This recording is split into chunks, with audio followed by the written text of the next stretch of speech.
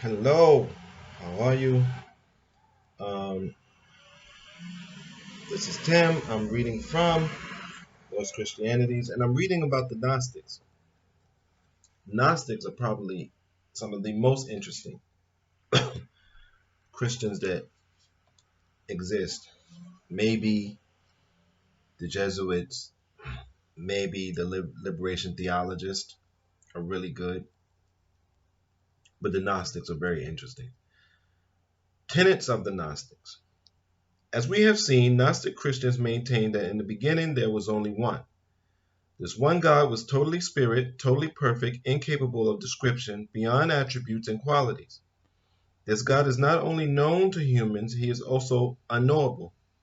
The Gnostic texts do not explain why he is unknowable, except to suggest that he is so other that explanations which require making something unknown known by comparing it to something else simply cannot work.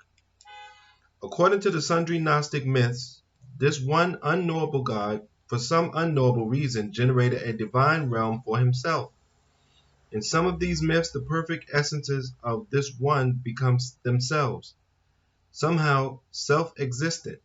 So, for example, one spends eternity thinking. He thinks, of course, only of himself, since he is all there is. But his thought itself must exist, since he thinks, and so his thought becomes its own entity. Moreover, this one always exists, and so his eternal existence, his eternality, exists, and so it becomes its own entity. This one living, in fact, he is life, and so his life itself exists. Life then becomes its own entity, and so on. Sounds a lot like the conscious community today. Thus there emerge from this one other divine entities emanations from the one called aeons, though eternality, life, etc. Thought, eternality, life, etc.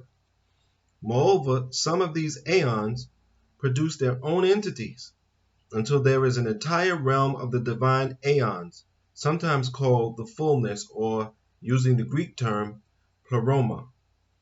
The Gnostic myths are designed to show not only how the pleroma came into existence in eternity past, but how the world we live in came into being and how we ourselves came to be here. What these myths appear to have in common is the idea that there is a kind of downward movement from spirit to matter, that matter is a denigration of existence, the result of a disruption in the pleroma, a catastrophe in the cosmos. In some of these systems, it is the final aeon who is the problem, an aeon called wisdom, or using the Greek term Sophia. The myths have different ways of explaining how Sophia fall from the pleroma led to the awful consequences of the material world. One of the more familiar myths is found in the secret book of John, an account of a revelation given to John, the son of Zebedee, by Jesus after his resurrection. The book was one of those discovered in several versions near Nag Hammadi in 1945. A version of its myth can also be found in the summaries of Irenaeus. In this Gnostic myth, Sophia decides to generate a divine being apart from the assistance of her male consort, leading to a malformed and imperfect offspring. Fearful that her misdeed will be uncovered, she removes her offspring from the divine realm into a lower sphere where no one can see him, and she leaves him then to his own devices. She has named him Yaldabaoth, a name reminiscent of Yahweh, Lord of Sabbaths, from the Old Testament, for this malformed and imperfect divine being is the Jewish God. So here you can see maybe you're getting some anti-Jewishness going. So You'd have to be careful. According to this form of myth, Yaldabaoth somehow manages to steal divine power from his mother. He then moves far off from her and uses his divine power to create other lesser divine beings, the evil cosmic forces of the world and the material world itself. Since he is the creator, he is often called the demiurge, Greek for maker. Yaldabaoth is ignorant of the realm above him, and so he foolishly declares, I am God, and there is no other God beside me. But he is, along with his divine henchmen who have helped him create the world, are shown a vision of the one true God. They then declare among themselves, let us create a man according to the image of God, i.e., the true God they have just seen. And so they make Adam. But Adam, not having a spirit within him, is completely immobile.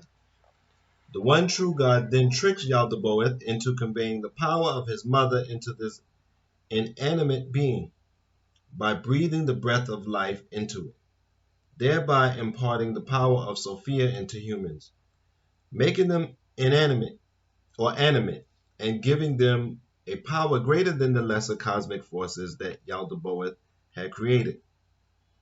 When the cosmic forces realized that the man who was created is greater than they cast him into the realm of matter.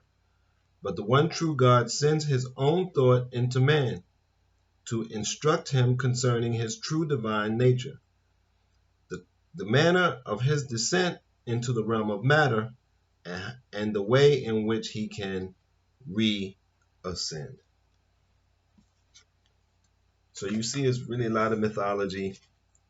Um, some of it sounds like Jacob the big head scientist creating something a lesser.